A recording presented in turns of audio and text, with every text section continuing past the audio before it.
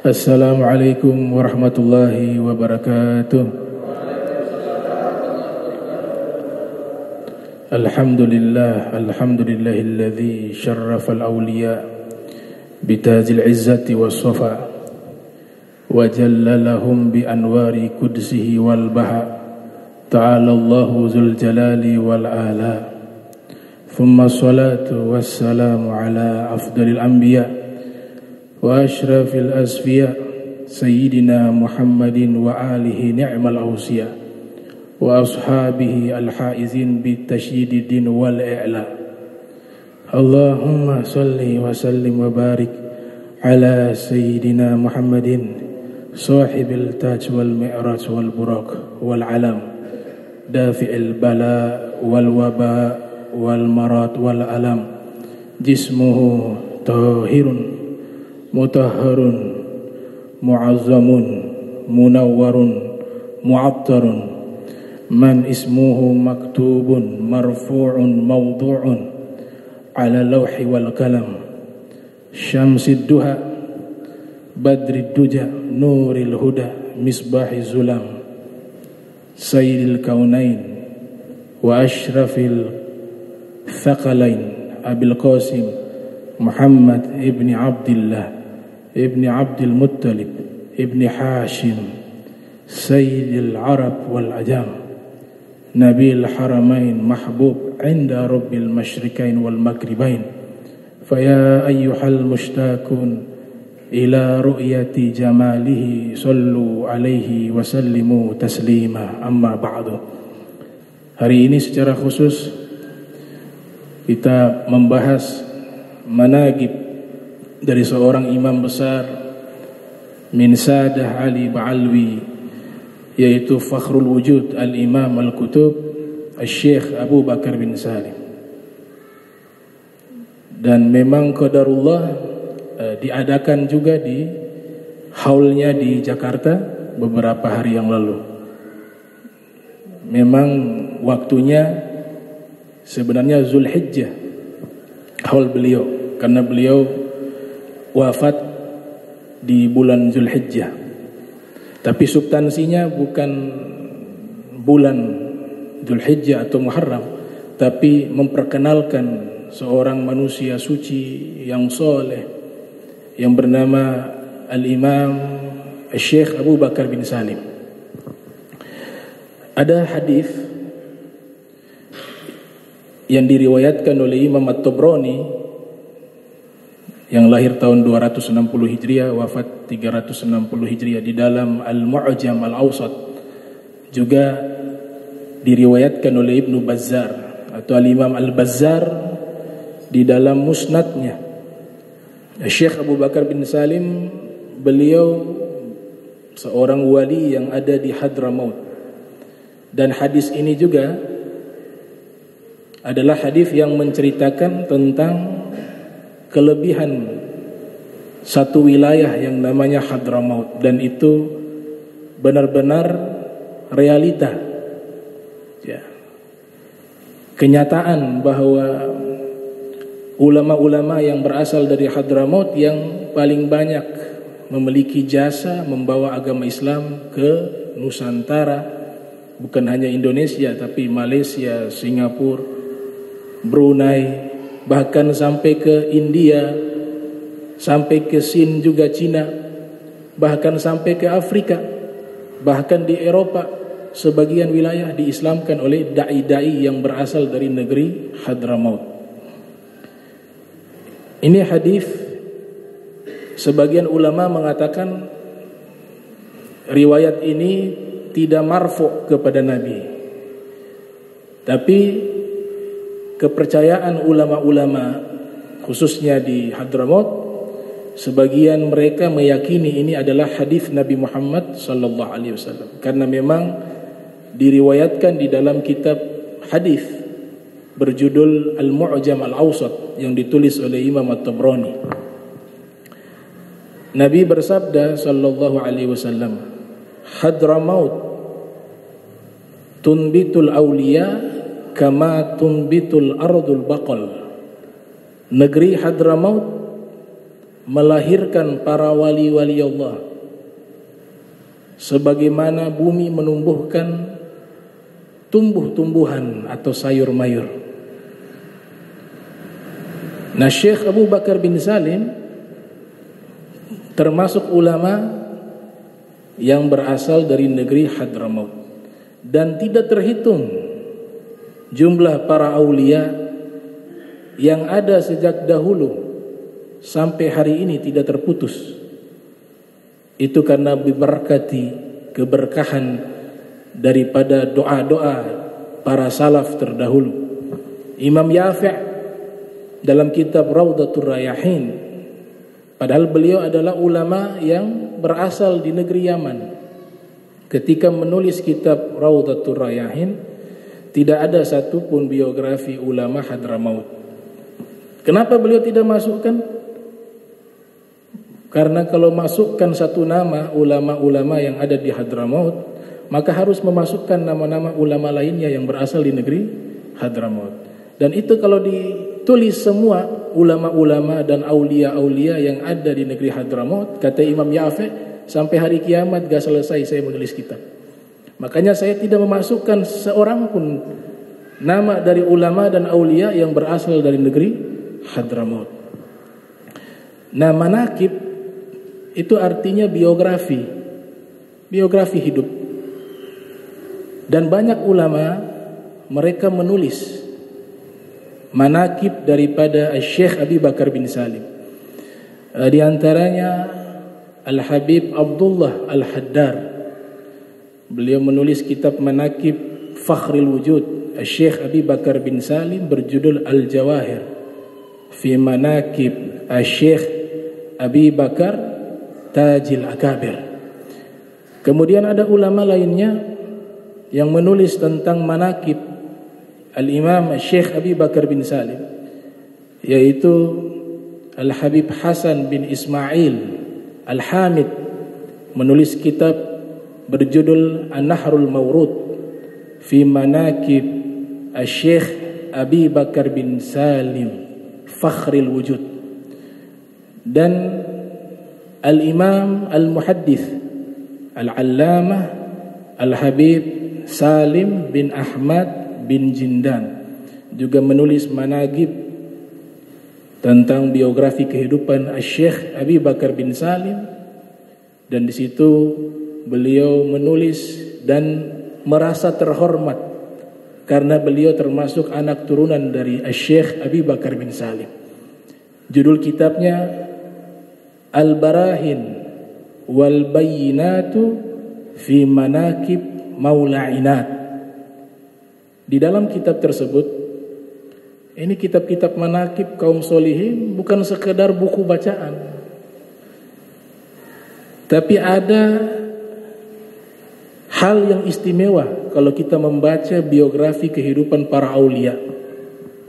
Al-Habib Salim mengatakan, man qara'a manaqib Syekh Abi Bakar bin Salim, siapa orang yang membaca biografi Syekh Abi Bakar bin Salim secara khusus, maka Allah Ta'ala akan penuhi hajatnya fi asra'i waqtin, dalam waktu yang sesingkat-singkatnya. Beliau mengatakan begitu di dalam mukaddimah kitabnya, man qara'a manaqib Syekh Abi Bakar bin Salim li hajatin biniyatin salihatin qadaha Allah subhanahu wa ta'ala fi asra'i waqtin.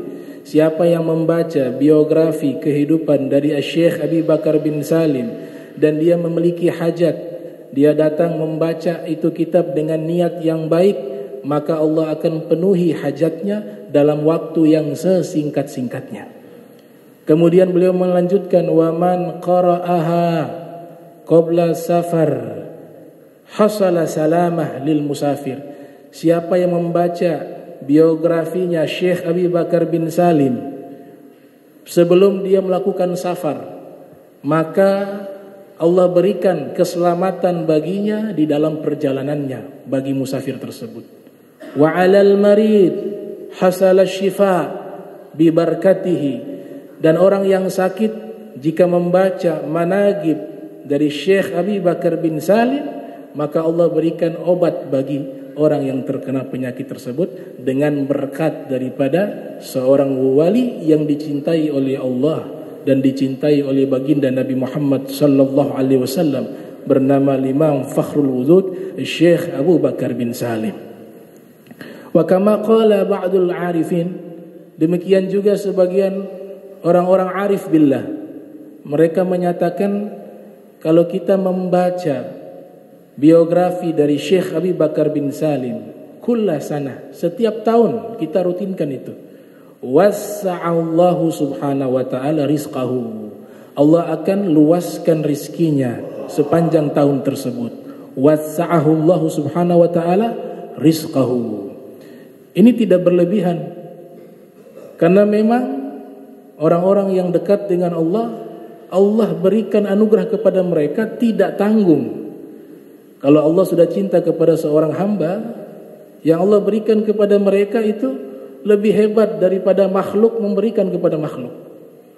Maka Syekh Abu Bakar bin Salim salah satu daripada imam besar yang beliau mendapatkan anugerah yang sangat besar karena kesungguhannya di dalam ubudiyahnya kepada Allah Subhanahu wa taala. Bahkan saya baca di kitab Tajul A'ras, di situ dinyatakan man kataba tarikha waliyin hubban lahu kana ma'ahu fil jannah. Siapa yang menulis biografi seorang wali dengan penuh cinta kepada wali tersebut, maka orang tersebut akan dikumpulkan dengan wali yang ia tulis biografinya di dalam surganya Allah Subhanahu wa taala.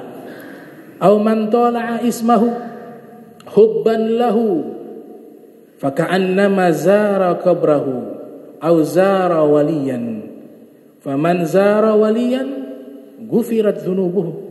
Atau dia membaca nama seorang wali dengan penuh cinta, ta'alluq hati dengan wali tersebut dan prasangka baik bahwa ini wali. Ini zaman sekarang tantangannya banyak. Ya, orang diajarkan untuk berburuk sangka kepada para aulia. Ya, terus mengharapkan selamat di akhirat, tak bisa. Karena para aulia ini mereka orang-orang yang dicintai oleh Nabi Muhammad SAW. Kalau kita mengajak orang-orang berburuk sangka kepada mereka, itu akan membahayakan diri kita di akhirat. Sebaliknya, yang mencintai mereka, mereka melihat, mereka merasa kita punya hati dengan mereka, maka Allah akan hubungkan kita dengan mereka, dan mereka di hari kiamat diberikan fasilitas khusus syafaat lewat tangan Nabi Muhammad. Nabi Muhammad berikan kepada para aulianya, para kekasihnya, dan diizinkan mereka memberikan syafaat kepada siapapun yang mereka cintai. Maka kalau mendapatkan cinta mereka, kita harus cinta dulu kepada mereka. Bagaimana kita tidak cinta kepada mereka kemudian mengharapkan syafaat mereka? Thalathun yashfa'u yawmal qiyamati al-anbiya thumma al-ulama thumma asy-syuhada. 3 golongan yang Allah berikan keistimewaan khusus pada mereka di hari kiamat dan diizinkan mereka memberikan syafaat di hari kiamat. Ini adalah sabda Nabi. Yang pertama para nabi, yang kedua ulama. Ulama di sini yang dimaksud adalah aulia. Karena derajat siddiqun lebih tinggi daripada derajat ulama. Siddiqun dalam Al-Quran, wa may yuti'illaha wa rasulahu fa ulaika malladzina an'ama Allahu 'alaihim minan nabiyyina was-siddiqina wasyuhada'i was-shalihin. As-siddiqina para aulia. Jadi mereka tidak ditanggung, tidak ditangguhkan. Apa yang Allah berikan pada mereka itu tidak tanggung. Banyak anugerah yang Allah berikan kepada mereka. Oleh sebab itu, dengan menceritakan biografi mereka, sebagaimana pernyataan daripada Sufyan ibn Uyainah dan ulama lainnya, "Inda dzikri sholihin tanzilu rahmah." Ketika menceritakan kisah orang soleh turun rahmat. Nah, derajat para aulia lebih tinggi dari orang soleh. Apalagi menceritakan Nabi Muhammad. Untuk mendekat kepada Nabi Muhammad SAW ada pintu-pintunya. Salah satu pintu terdekat untuk bisa kita sampai dengan Nabi Muhammad, bisa dikenali Nabi Muhammad lewat orang-orang yang dicintai oleh Nabi Muhammad. Dan di antara manusia-manusia yang dicintai oleh Nabi Muhammad dan tentu dicintai oleh Allah Subhanahu wa taala adalah para aulia, para wali-wali Allah. Di antaranya adalah Fakhrul Wujud Syekh Abu Bakar bin Salim radhiyallahu ta'ala anhu arda. Beliau dilahirkan di kota Tarim di Hadramaut pada tahun 919 Hijriah, tepatnya tanggal 13 Jumadul Awal. Dan subhanallah, di tahun yang sama dan di bulan yang sama di Mesir juga lahir seorang ulama besar bernama Al-Imam Syamsuddin Romli. Itu juga lahir di tahun yang sama dengan kelahiran daripada Syekh Abu Bakar bin Salim. Dan bulan juga yang sama. Bulan juga sama. Kemudian Syekh Abu Bakar bin Salim, beliau wafat di kota Inad, 16 kilo dari kota Tarim. Di kota Inad beliau wafat pada tahun 992 Hijriah, tanggal 27 Dzulhijjah. Beliau wafat dikebumikan di kota Inad. Dan ini kuburannya berbeda dengan ulama-ulama dari Sadah Ali Ba'lawi yang kebanyakan di Zambal yang ada di kota Tarim. Itu menunjukkan bahwa wilayah beliau itu berbeda. Magam kewalian beliau itu berbeda. Kalau kita tarik di waktu lahirnya beliau 919 Hijriah dengan masa kita sekarang berapa? 1444 Hijriah, maka kurang lebih sekitar 525 tahun yang lalu beliau hidup. Dan usia beliau 73 tahun. Beliau wafat di usia 73 tahun. Nasab beliau 25 dari nasab yang bersambung kepada Nabi. Artinya beliau adalah cucu ke-25-nya Nabi Muhammad sallallahu alaihi wasallam. Syekh Abu Bakar bin Salim Ibn Abdullah Ibn Abdurrahman Ibn Abdullah Ibn Abdurrahman As-Saqaf bin Muhammad Maulad Dawileh Ibn Ali Ibn Alwi Al-Ghuyur Ibn Muhammad Sahib Faqil Muqaddam Muhammad bin Ali Ba'lawi bin Ali bin Muhammad Sahib Al-Marbat Ibn Alwi Ibn Muhammad Ibn Alwi Ibn Ubaidillah Ibn Ahmad Al-Muhajir Ibn Isa Ar-Rumi Ibn Muhammad Al-Nagib Ibn Ali Uraidi Ibn Ja'far As-Sadiq Ibn Muhammad Al-Bakir Ibn Al-Imam As-Sajjad Ali Zal-Abidin Ibn Husain Ibn Ali bin Abi Talib wa zawjatuhu Sayyidatun Nisa Fatimah bintu Muhammad sallallahu alaihi wasallam. Itu nasab beliau adalah cucu ke-25 dari Nabi kita Muhammad sallallahu alaihi wasallam. Kehidupan beliau disebutkan oleh seorang ulama bernama Syekh Abdullah Bakfir atau Bakafir dalam kitabnya berjudul Al-Ashwaq Al-Qawiyah ila Mawatin Sadati Alawiyah. Dalam kitab tersebut beliau menyatakan nasya'a bitarim, tumbuh beliau di kota Tarim.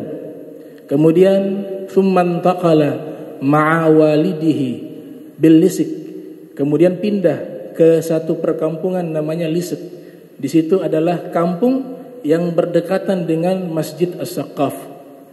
Beliau tinggal di situ belajar kepada para ulama yang ada dari usia masih anak-anak. Kana hafizul Quran, sudah menghafal Al-Quran. Kemudian beliau bertemu dengan para aulia dan beliau mengkhatamkan daripada kitab Ihya Ulumuddin sebanyak 40 kali khatam, yang dimana beliau hampir menghafal seluruh kitab Ihya Ulumuddin saking cintanya dengan kitab Ihya Ulumuddin. Dan beliau berhasil mengkhatamkan kitab Minhaj At-Talibin yang ditulis oleh Al-Imam An-Nawawi kurang lebih sebanyak 3 kali. Ada yang bertanya kepada beliau di usia anak-anak, belum sampai usia balik, masih anak-anak. Ditanya kepada beliau, cita-citamu apa ketika engkau dewasa nanti? Maka beliau menyatakan, cita-citaku satu, saya menginginkan semua umat Islam, umat baginda Nabi Muhammad sallallahu alaihi wasallam yang hidup di zamanku, saya memberikan syafaat kepada mereka sehingga seluruh dari mereka masuk ke dalam surga dan tidak ada satupun yang masuk ke dalam neraka. Itu cita-citanya beliau di usia masih anak-anak. Dan subhanallah, beliau ini sudah diprediksi oleh ulama-ulama terdahulu. Ada seorang habaib namanya Al-Habib Ahmad bin Alwi As-Saqqaf.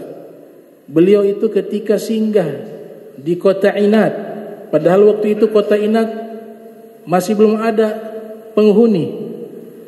Beliau melihat satu tempat, beliau mengatakan, yuladu lana mauludun kabir al-qadr, akan dilahirkan kepada kami seorang anak yang punya magom sangat besar. Ditunjukkan di sini nanti dibangun rumahnya. Padahal rumah beliau belum ada. Dan di sini nanti dibangun masjidnya. Ternyata waktu berjalan, rumah itu yang ditunjuk tanah tersebut adalah rumah Syekh Abi Bakar bin Salim. Dan masjidnya adalah masjid yang dibangun oleh Syekh Abi Bakar bin Salim. Bahkan Al-Imam Al-Kutub Al-Habib Abdurrahman bin Muhammad As-Saqqaf, beliau mengatakan bahwa nanti saya punya turunan, ada seorang wali besar yang jadi Sultanul Aulia fi zamani, menjadi pemimpin para wali di zamannya.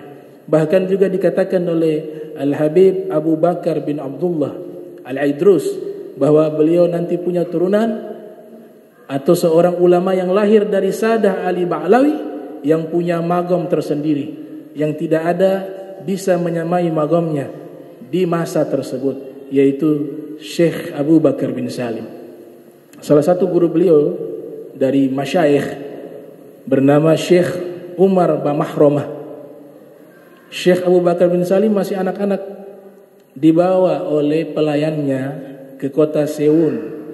Di kota Seun itu ada Syekh Umar Bamahromah. Dari kejauhan Syekh Umar sudah melihat ini anak. Kemudian dia mengatakan kepada pelayan yang membawa Syekh Abu Bakar bin Salim yang usianya masih anak-anak, ia mengatakan dengan syair, dia menyatakan, ya ghadibaz zahab, wahai sepotong emas yang sangat mewah, wa Allahu bi'ainihi yura'ik, Allah senantiasa menjaga dirimu. Kulla wadin kabiril kaum kuddam wadik, semua lembah yang besar milik daripada sekelompok kaum, jika di hadapanmu lembah itu menjadi kecil. Maksudnya apa di situ?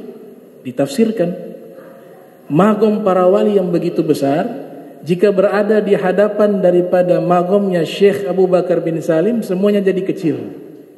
Itu pujian dari Syekh Umar Bamahromah. Padahal waktu itu Syekh Abu Bakar bin Salim masih anak-anak, tapi mereka sudah punya firasat kuat bahwa anak ini kelak menjadi orang besar. Dan beliau dari sejak kecilnya itu tidak pernah beliau tinggalkan majlis-majlis ilmu dari para ulama, berpindah dari satu kota ke kota lain untuk menuntut ilmu.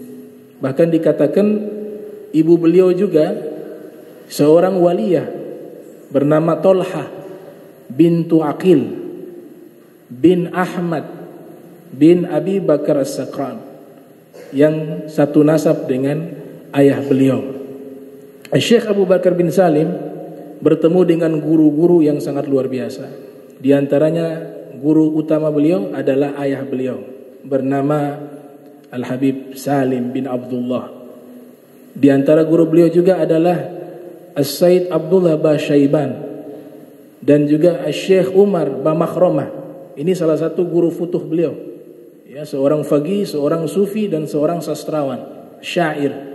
Kemudian guru beliau juga bernama Syekh Abdullah Bakusyair, dan juga guru beliau lainnya bernama Syekh Ma'ruf Bajamal, dan masih banyak guru-guru beliau yang beliau talaki secara langsung, belajar kepada para masyayikh, para syuyukh, sehingga kelak beliau menjadi seorang imam besar.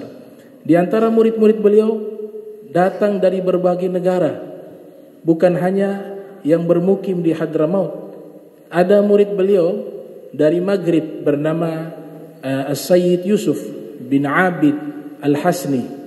Beliau jauh-jauh dari Maroko, dari Maghrib, datang belajar kepada Syekh Abi Bakar bin Salim. Bahkan bukan hanya datang belajar, beliau akhirnya tinggal bersama Syekh Abu Bakar bin Salim dan memiliki keturunan yang ada di Hadramaut, yang sekarang jika ada nasab namanya Al-Hasni yang berasal dari Hadramaut. Mereka tidak lain adalah keturunan dari murid dari Syekh Abi Bakar bin Salim yang bernama As-Sayyid Yusuf bin Abid Al-Hasni.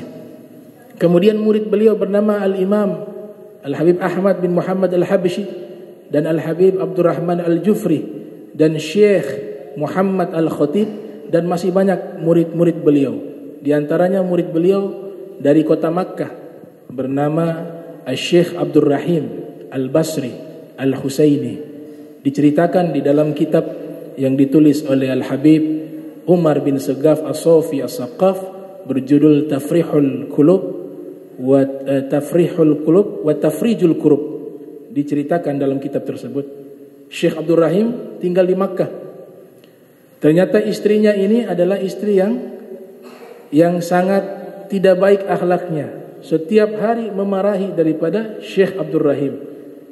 Akhirnya Syekh Abdul Rahim dia ingin berniat menemui sang guru di kota Inat, yaitu Syekh Abu Bakar bin Salim, untuk menceritakan keadaannya dengan istrinya, mau minta nasihat kepada sang guru. Pergilah ia dari kota Makkah menuju ke kota Inat. Ternyata sang guru sudah menanti kedatangan sang murid. Di waktu tibanya Syekh Abdul Rahim Al-Basri di kota Inat, Syekh Abu Bakar bin Salim memerintahkan pelayannya membuat 2 cangkir kopi. Kemudian tidak lama berselang, beliau katakan tambah lagi 1, jadi ada 3 cangkir kopi. Padahal tamunya belum datang. Tiba-tiba datang Syekh Abdul Rahim. Beliau mempersilahkan duduk dan sudah disediakan kopi. Kopinya 3 cangkir. Yang satu untuk Syekh Abu Bakar bin Salim dan yang satunya untuk tamunya, yaitu Syekh Abdul Rahim Al-Basri. Sisa 1 cangkir. Sang murid belum sempat menceritakan keluh kesahnya, Syekh Abu Bakar bin Salim sudah menyatakan, tenang, masalahmu beres. Belum sempat disampaikan, saya datang kemari mau minta nasihat. Kata Syekh Abu Bakar bin Salim, masalahmu beres, tenang, ayo nikmati ini kopi. Tiba-tiba Syekh Abu Bakar bin Salim mengambil 1 cangkir kopi, kan ada 3, yang 1 diambil. Di belakang beliau ada jendela. Itu beliau masukkan itu kopi ke dalam jendela tersebut. Setelah itu hilang itu cangkir kopi dari tangannya Syekh Abu Bakar bin Salim. Tanpa disampaikan masalahnya, Syekh Abu Bakar bin Salim dengan yakin mengatakan, wahai muridku Abdurrahim Al-Basri, sekarang masalahmu sudah beres. Silakan kau kembali pulang ke kota Makkah. Nah, ternyata ada wasiat yang disampaikan.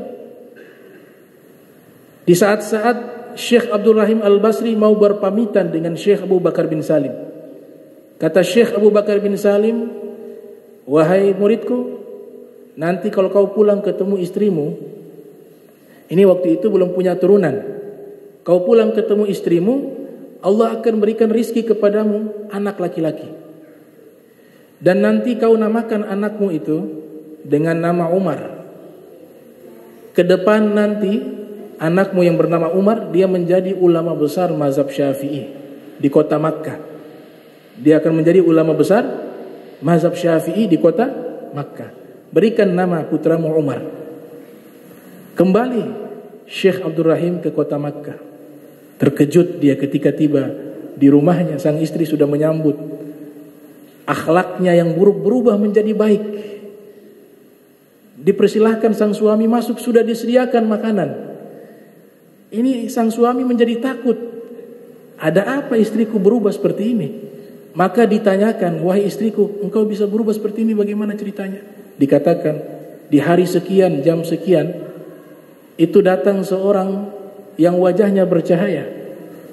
Dia mengantarkan secangkir kopi kepadaku dan memerintahkanku untuk meminum cangkir kopi tersebut. Dan dia doakan semoga engkau berubah menjadi wanita yang solehah, yang berbakti kepada suamimu, dan engkau akan punya anak seorang ulama besar.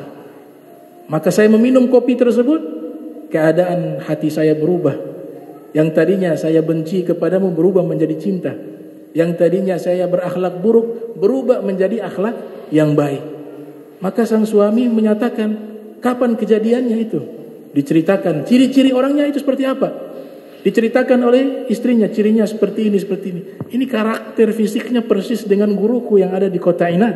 Dan itu jam, pada waktu itu saya sedang minum kopi bersamanya. Dan beliau memasukkan satu cangkir kopi ke jendela yang ada di belakangnya. Itu jamnya persis dengan yang kau sampaikan. Itu waktu itu saya di sana. Ada cangkirnya tidak? Maka sang istri mengatakan ada cangkirnya. Dikeluarkan cangkirnya, ternyata itu cangkir yang beliau lihat di kota Inat, di rumahnya Syekh Abi Bakar bin Salim. Itu kecil bagi para aulia. Kalau Allah telah berikan sesuatu, jangan kita batasi, jangan kita ukur pakai akal kita. Ya. Kalau Allah berikan mukjizat, gak bisa dicerna dengan akal. Harus kita imankan akal untuk menerima mukjizat para nabi. Dan mukjizat dan keramat itu sama bagi Allah. Tidak ada yang besar bagi Allah dan tidak ada yang kecil bagi Allah. Kalau Allah mampu memberikan mukjizat kepada para nabi, maka hal itu juga mungkin bagi Allah untuk memberikan hal itu kepada para aulia Allah, orang-orang yang dicintai oleh Allah Subhanahu wa taala dan dicintai oleh baginda Nabi Muhammad sallallahu alaihi wasallam. Nah, Syekh Abu Bakar bin Salim, di antara akhlak beliau disebutkan di dalam satu kitab berjudul Tarikh Syu'ara Al-Hadramiyin. Jadi para umara, para ulama, ya, para salatin, para raja, semuanya mereka memuji tentang pribadi Syekh Abu Bakar bin Salim.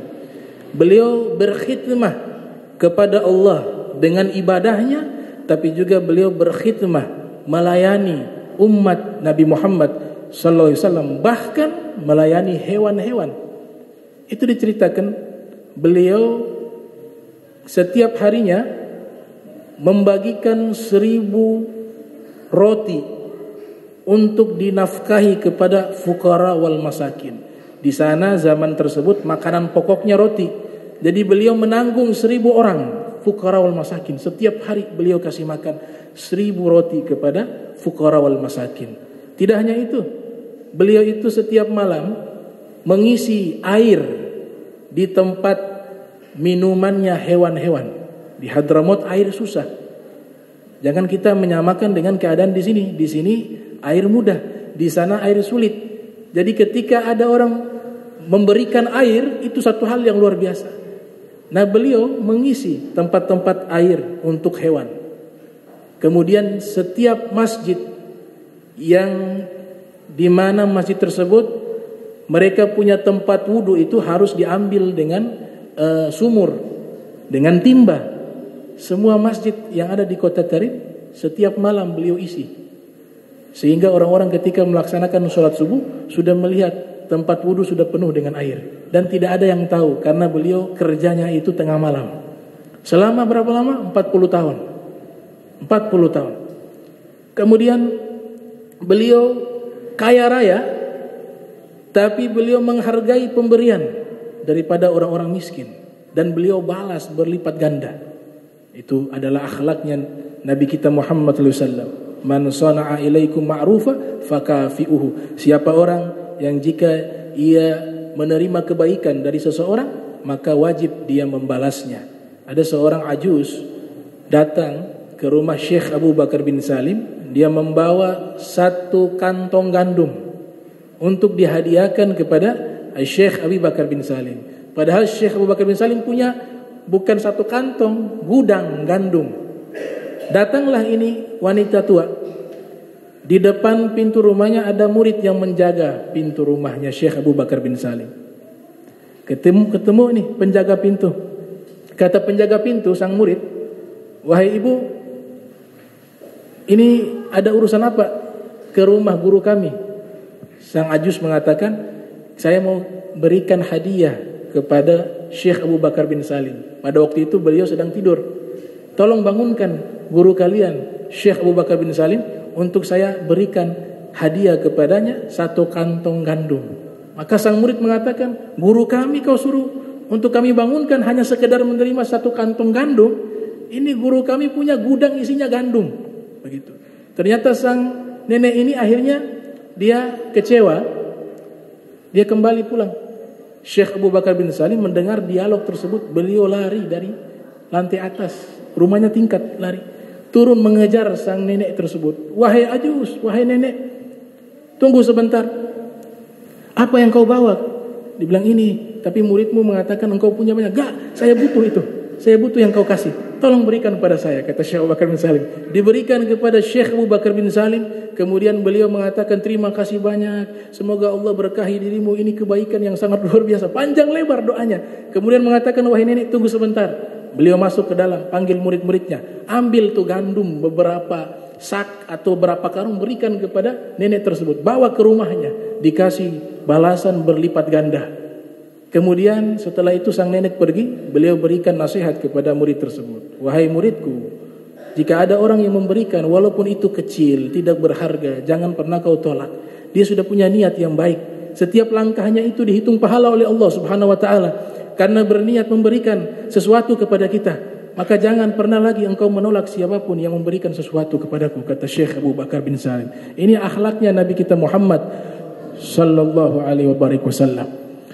Nah, beliau subhanallah diceritakan dalam manaqib itu, beliau ibadahnya setiap malam selama 40 tahun.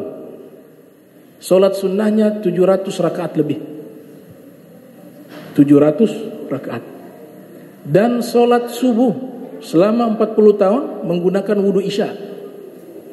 Artinya apa? Beliau tidak tidur malam. Beliau hidupkan dengan ibadah. Yang luar biasa, beliau jalan kaki itu 16 kilo setiap malam. Kota Inat atau di Al-Lasat menuju masjid-masjid kota Tarim. Beliau masuk setiap masjid, sholat di situ 2 rakaat, kemudian mengisi itu tempat wudu dengan air. Itu beliau lakukan selama 40 tahun.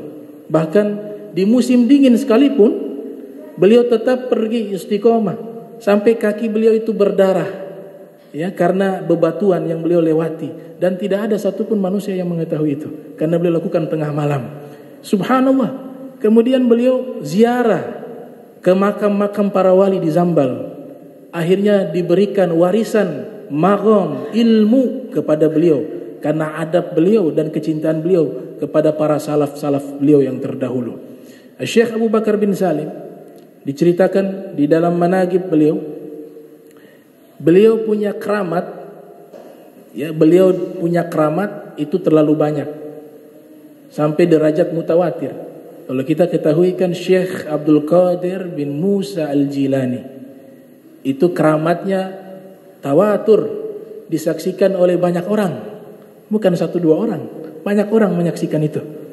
Termasuk juga Syekh Abi Bakar bin Salim. Bahkan seorang ulama bernama Syekh Yusuf An-Nabhani memasukkan daripada keramat-keramat beliau ke dalam kitabnya berjudul Jami'u Karamatil Aulia, ensiklopedia keramat para wali. Dimasukkan di situ. Diceritakan di antara keramat beliau, pernah beliau membaca kitab Ar-Risalah Al-Kusyairiyah di hadapan sang guru bernama Syekh Umar Bamakhromah. Beliau baca di usia masih anak-anak. Ketika beliau membaca kitab tersebut sampai ke bab namanya bab keramat para wali, Syekh Abu Bakar mengatakan, wahai guru, ini bab keramat para wali. Contohnya seperti apa sih keramat para wali itu? Sang guru sedang makan kurma. Syekh Umar Bamakhromah lagi makan kurma. Di tangannya ada biji kurma. Beliau mengatakan contohnya seperti ini, wahai anakku. Dibuang itu biji kurma di tanah, Allah tumbuhkan itu jadi pohon kurma. Kemudian tumbuh itu buahnya. Semua murid-muridnya mengambil itu buah kurma tersebut. Kemudian ada yang coba menguji kewalian daripada Syekh Abu Bakar bin Salim. Mereka mengatakan, kalau pakai lauk ini enak. Wahai Syekh Abu Bakar bin Salim, ini kurmanya sudah ada, tapi kalau ada lauknya lebih enak lagi. Sebenarnya itu bahasa ingin menguji coba. kau kan dikatakan sebagai wali. Nah, sekarang tunjukkan sebagaimana gurumu menunjukkan keramatnya. Maka Syekh Abu Bakar bin Salim mengatakan, kalau begitu kalian pergi ke masjid yang ada di samping ini, kalian timba di sumur, di situ ada laut. Maka mereka semuanya pergi ke sumur itu, mereka menimba, ternyata ikan air asin semua ada di situ. Itu dibuktikan keramat oleh Syekh Abu Bakar bin Salim. Di antara keramat beliau juga diceritakan oleh Al-Habib Ahmad bin Hasan Attas dalam kitab Tazkirun Nas. Beliau bangun masjid di kota Inat. Bangun masjid di kota Inat. Nah, ternyata ketika proses pembangunan, ini masjid yang dibangun, dia ambil tanah tetangga. Jadi masuk ke tanah tetangga. Sudah jadi ini bangunan, Syekh Abu Bakar bin Salim, beliau melihat itu masjid, ternyata ini masuk ke tanah tetangga. Tapi bangunan sudah jadi. Walhasil bingung nih orang-orang yang bangun dan murid-muridnya, bagaimana ini? Dan juga nanti tetangga komplain. Maka beliau sholat 2 rakaat. Beliau ambil wudu dengan sempurna, sholat 2 rakaat.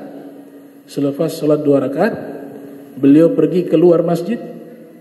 Kemudian rida beliau pukulkan di dinding masjid tersebut. Bengkok dia punya dinding masjid. Sampai sekarang masjidnya masih ada. Dan itu posisi mihrabnya bengkok itu. Itu keramatnya beliau, dipukul.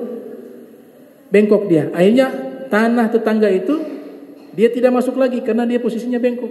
Sehingga tanahnya itu tetangga jadi hak tetangga dan masjid tidak masuk ke tanahnya tetangga. Itu sebagian keramat daripada Syekh Abi Bakar bin Salim. Beliau juga pernah puasa sunnah, ya 90 hari. Tapi buka, ya puasa wisol tidak boleh, puasa buka, maghrib buka. 90 hari beliau riyadhah.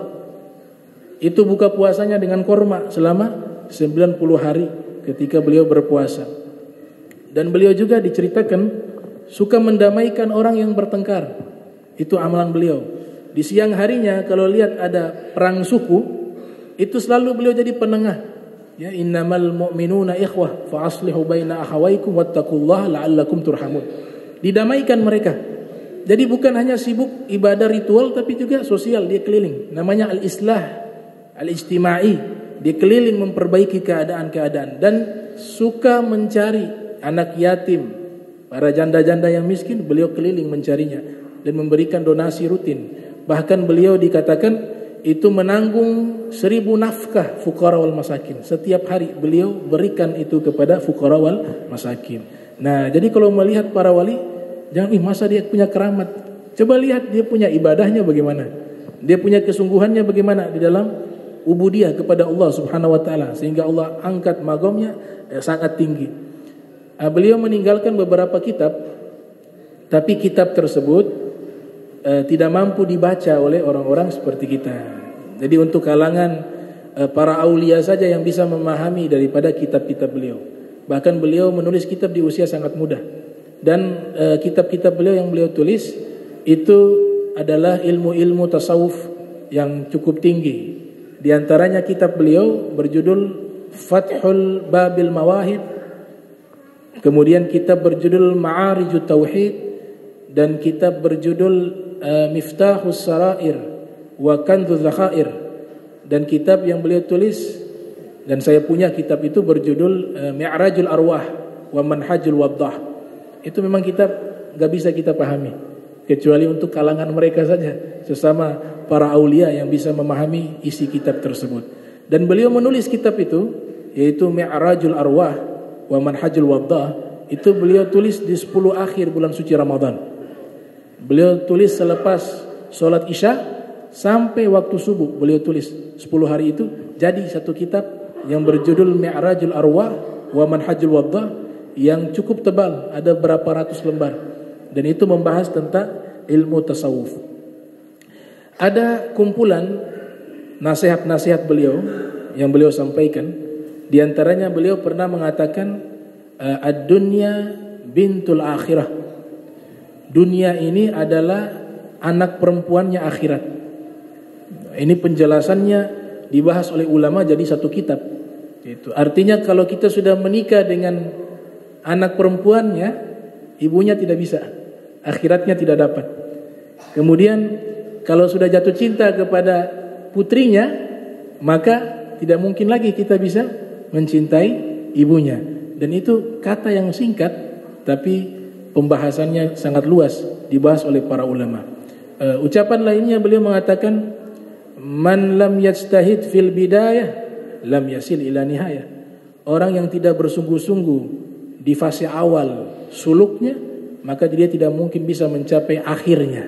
Artinya kalau kita ingin dekat dengan Allah, dari awal sudah sungguh-sungguh.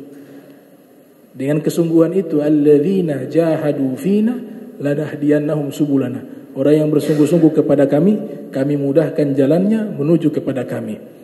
Kemudian ada juga ucapan beliau pernah mengatakan, kalau saya tidak malu kepada Nabi Muhammad sallallahu alaihi wasallam, saya udfinar biridai. Saya padamkan api neraka dengan rida saya. Wah, ini mengatakan gulu berlebihan ini. Kok bisa seorang hamba memadamkan api neraka? Ternyata dalam hadis ada. Hadis Nabi itu ada. Nabi pernah ceritakan di dalam riwayat At-Tabrani dalam Mu'jamnya, ketika Nabi ceritakan orang-orang beriman melewati Sirat, jembatan Sirat, itu neraka mengatakan, taqulun nar juz ya mu'minu faqad atfa'a nuruka lahabi. Lewat cepat wahai orang beriman, kata api neraka. Di bawah Sirat itu neraka jahanam, ya, ada neraka. Ini orang-orang beriman lewat itu jembatan, api neraka yang di bawah mengatakan, wahai orang beriman, cepat kau lewat. Sungguh cahaya imanmu itu memadamkan kami, memadamkan apiku, lahab. Jadi ini hadis sesuai dengan apa yang dikatakan oleh Syekh Abu Bakar bin Salim. Karena mereka adalah hamba-hamba Allah yang dicintai oleh Allah Ta'ala. Ia mengatakan itu bukan berdasarkan hawa nafsu, tapi dari bisyarah. Ada kabar yang disampaikan kepada beliau. Mungkin bisa lewat mimpi bertemu dengan Nabi Muhammad SAW. Nabi sampaikan kepada beliau, sehingga beliau mengatakan demikian. Kalau saya tidak malu kepada Nabi Muhammad, saya padamkan api neraka dengan rida saya, dengan selendang saya. Sama dengan hadis, cahaya keimanan seorang hamba itu bisa memadamkan api neraka. Di dalam hadis yang diriwayatkan oleh Imam At-Tabrani dalam kitab Mu'jamnya. Kemudian di dalam salah satu makalah beliau yang lainnya, beliau pernah mengatakan, man nazara ilayya, siapa yang melihat aku, wa nazara man nazara ilayya, dan dia melihat orang yang pernah melihatku, itu nanti dia yaumil qiyamah aku berikan syafaat kepada orang tersebut, dakhalal jannah, sehingga dia bisa masuk ke dalam surganya Allah Subhanahu wa taala. Dan masih banyak daripada agwal-agwal dan hikam-hikam beliau yang disampaikan oleh beliau, nasihat-nasihat. Dan memang yang kita ambil di sini bukan keramatnya. Kita ibadah jangan cari keramat, tapi yang kita teladani beliau adalah akhlak.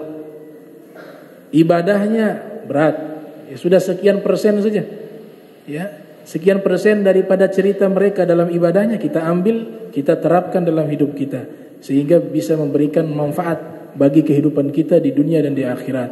Jadi tujuan daripada cerita-cerita manaqib para aulia itu salah satunya adalah kita bisa mengikuti jalan hidup mereka, ya. Dan kita harus percaya bahwa mereka ini adalah orang-orang yang dicintai oleh Allah. Kalau punya keramat, kita harus percaya keramat itu bagi mereka.